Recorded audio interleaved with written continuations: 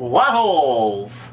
They're pretty common in any long-running franchise, and Dragon Ball is no different. But typically, when this topic is brought up, fans usually cite events from the filler, the movies, or Dragon Ball GT.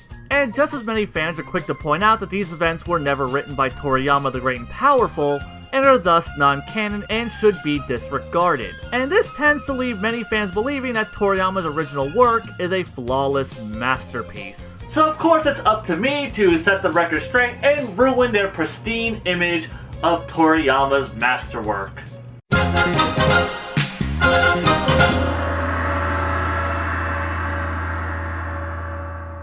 So this video will be exposing the canon plot holes of the franchise. And by canon, I mean the material written by Akira Toriyama, which includes the original manga, Yo Son Goku and His Friends Return, Battle of Gods, Jocko the Galactic Patrolman, Dragon Ball Minus, and Dragon Ball Super. And by plot holes, I don't mean story contrivances or ass pulls or characters carrying the idiot ball to create an artificial sense of tension. I'm talking about the series making blatant contradictions to things that have been clearly shown or stated previously. Now that that's out of the way, let's kick things off with one of the series' earliest story arcs. So shortly after the end of the Tenkaichi Budokai, Goku sets off on his next amazing adventure, finding his grandfather's 4-star Dragon Ball. Which makes sense, if this story were taking place 4 months later. At the end of the Pilaf Saga, Bulma states that after being used, the Dragon Balls turned to stone for 1 year. Goku and Kunoden's training with the Muten Roshi only lasted 8 months. Now maybe Goku took his sweet time getting the Kame House, or it took them a while to actually get to the training island, or maybe Goku just flew around on Kinto for like 4 months until he finally picked up a signal on the radar. Though these are all possible, the manga makes 0 attempts to cover this plot hole up. But the anime does. In a filler scene at the beginning of the Red Ribbon Army Saga, Pilaf states that it's been 1 year and 15 days since the events of the Pilaf Saga, meaning that some events had to have transpired off-screen. But too bad this entire scene is non-canon, and like any filler, should never be used when discussing Dragon Ball lore. Next is Raditz going to hell after being killed. Whoa, hold up. Why am I bitching about a bad guy going to hell? That's where the bad guys go when they're not killed by the Demon Clan. In the Piccolo Daimao Saga, Cardine states that anyone killed by a member of the Demon Clan, as in Piccolo or his children, can't pass to the afterlife, and that they'd be condemned to limbo. But Raditz was clearly offed by a member of the Demon Clan, and still went to King Enma and was sent to hell instead of being trapped in limbo. God says it's because he's not super evil anymore, which is weird since this was before he trained with Gohan. Though really none of this limbo shit even makes any sense. Considering that Piccolo isn't actually a demon, he's a fucking Namekian. So you have to wonder, did Daimao's victims actually go to limbo? Or was Cardine just lying? And then there's Majin Buu. I mean, he's a demon, so does that mean that the people that he kills also go to limbo? And oh my god, my fucking brain! Next is Goku's inability to breathe in space. Frieza states during his fight with Goku that Saiyans can't breathe in space. Well, apparently Frieza never watched the original Dragon Ball. In episode 9 of the original series, Goku uses a Nyoibo to take the Rabbit Gang to the fuck-mothering moon. And we see them there later. So it's not like Goku was lying. Alright, let's be fair here. This was obviously meant to be a gag scene, and should probably be given some kind of leeway. But this shouldn't. This is from the end of Battle of Gods. This right here is the Karman line. This is the edge of the Earth's atmosphere. And here's Goku, far above it, just kinda chilling out in space. Ha! And here you probably thought I was done picking on that movie. Nope. Now that's not the only plot hole the Frieza Saga gave us. Popo uses the Earth's Dragon Balls to wish back everyone killed by Frieza and his men. And his wish goes so far as to wish back the Grand Elder Namekian, who died because Frieza made him sad, or something. I don't know, the whole thing was fucking retarded. Now what I want to know is, why didn't this wish bring back Nappa, Yamcha, or Tenshinhan? They were killed by Frieza's men, and none of them had died before. And the wish never specified what planet. The closest we get to narrowing it down is Popo asking if it's within Shenlong's power, since it's on a distant planet. And I'm sure Frieza has more men on distant planets other than just Namek. Then there's the Artificial Human Saga, which fucks things up right out of the gate. In the manga, when Trunks tells Goku about the artificial humans, he clearly states their names as numbers 19 and 20. But when he returns, he doesn't recognize 19 or 20, and he states that the artificial humans from his timeline are actually 17 and 18.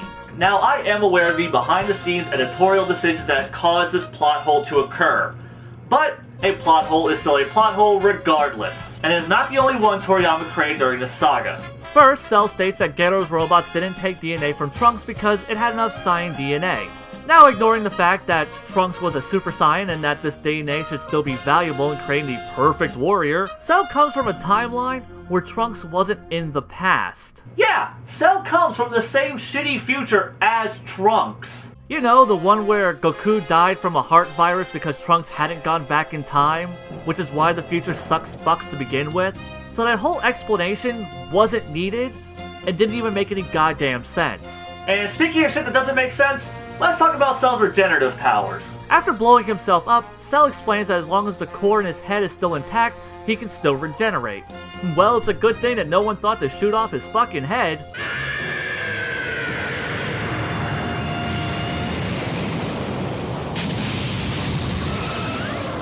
Alright, well that did happen. Well, it looks like the evil that's known as Cell is gone for good. What the fuck, Toriyama? Seriously, how do you establish a rule that you broke 11 chapters prior? Yeah, 11 chapters. That's how long it is from this scene to this scene. And that's not the end of Cell's bullshit train. When Cell regenerates from self-destructing, he gets a Saiyan Zenkai boost and comes back stronger than ever. Sounds legit, except when Goku blew his top half off, regenerating used up a lot of ki, just like it does for Piccolo. And Goku had to give him a Senzu Bean just to restore his strength. So, which is it? Does regenerating use up ki, or does it make him stronger? I guess it's whichever Toriyama thinks will cause the most dramatic tension at that point. And now we go from Cell to Majin Buu. Now, as much as I've bitched about the Majin Buu saga, you're probably expecting me to pull a shit ton of plot holes out of this one. And you would be absolutely wrong. As much as I hate this saga, its major issues come from contrivances, not plot holes. But that doesn't mean the saga is getting away scot-free. There is at least one plot hole in this saga, which has to deal with regeneration. Again, goddammit. In this saga, Dabra hawks a magic loogie on Piccolo, turning him to stone, and then Trunks knocks him over, busting him into pieces. But it's totes cool because as long as Piccolo's head is intact, he can still regenerate. Which makes sense. I mean, Cell got that power from Piccolo, so of course it would work the same way. So as long as Piccolo's head isn't damaged, he'll be just fine.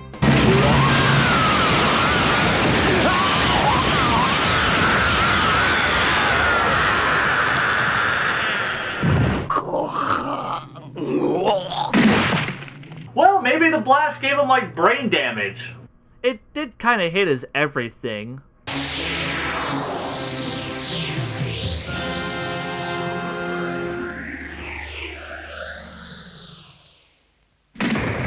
Well, maybe, like, the beam, like, ricocheted, like, inside of him, like, hit him in the brain before, like, exiting him.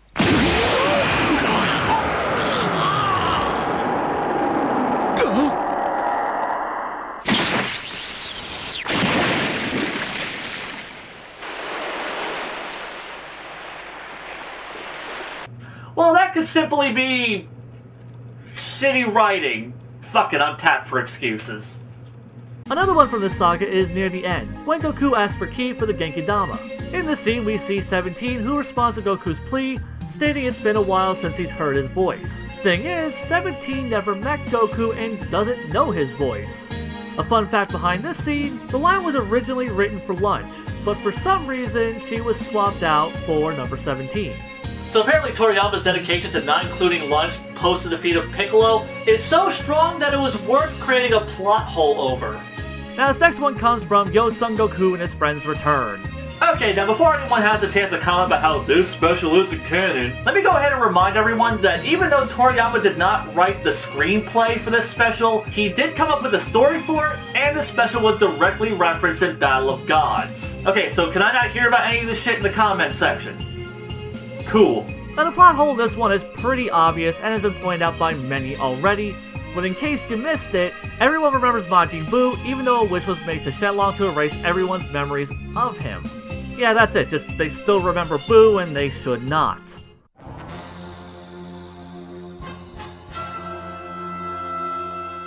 Yeah, come on, you knew this one was coming. Now, of all the things that bugged me about this movie, only 2 of them were actually plot holes. One are the ages of Bulma and Mai, who are stated to be 38 and 41 respectively, which would make them about 9 and 12 respectively at the beginning of Dragon Ball. And Bulma clearly states that she's 16 at that point. The other one from Battle of Gods is that Shenlong only grants one fucking wish. For those that don't remember their Dragon Ball lore that well, when Dende restores the Dragon Balls, he gives it the ability to grant 3 wishes. Or 2 if one of the wishes is something crazy like bringing back multiple people. But now he only seems to grant 1. Or 2, because that's how many he grants in Resurrection F. I don't fucking know.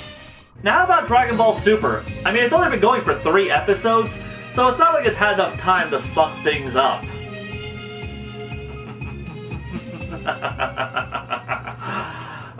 Roll the clip. In episode 3 of Super, the Elder Kaioshin tells East Kaioshin that it was Beard that sealed him in the Z-Sword. But when he was first released from it, he told everyone he was sealed by a guy that was powerful, but not as powerful as Majin Buu. Yeah, I'm pretty sure Beers is stronger than Majin Buu. Then there's Jaco the Galactic Patrolman, and I've got nothing. This manga's actually pretty solid, and I got nothing to complain about. But I can't say the same for Dragon Ball Minus. And for those of you wondering what Dragon Ball Minus is, this was the end result of Toriyama going on a 3-day binge of snorting coke off Naho Oishi, looking at the Bardock special and saying, yeah, I can do better. But that is a tangent for another day. In Goku's new origin, he's sent to Earth by his loving parents before their planet was destroyed, because apparently the Superman parallels weren't strong enough. Now, his new backstory causes one of 2 problems. If Goku was sent to Earth secretly, and it wasn't an official mission that was on file, then how did Raditz know where to find him? Now, there's a throwaway line from Gine about telling Raditz, but if she did tell him, why the fuck does he think Goku was sent there to wipe out Earth's inhabitants? And if they did contact him, why the fuck would he believe the story about the meteor destroying Vegeta? Does Gine seriously call Raditz up, tell him where his brother was sent, and give him no context whatsoever? Did Gine lie to him and say that his brother was on a mission? And give him no kind of warning whatsoever about Frieza's potential plans of killing their entire race? If so, then congratulations Gine, because you are officially the most useless character in Dragon Ball. That's right, Chaozu, you're moving up in the world, because Gine's here to take up the back of the line. Yeah, that's how worthless she is. And she's not even hot. Nappy hair, no figure. I mean, I know Chi-Chi has her fair share of haters, but at least Chi-Chi is hot. And probably way better in bed, too. Gine would probably be all submissive, just lying there putting in 0 effort while you give her the old in, out, and, well, what the fuck was I talking about? Whatever, video over. Make sure to like, subscribe, share with your friends, and other things you do with these videos. I'm gonna go look up some Chi-Chi Rule 34, apparently.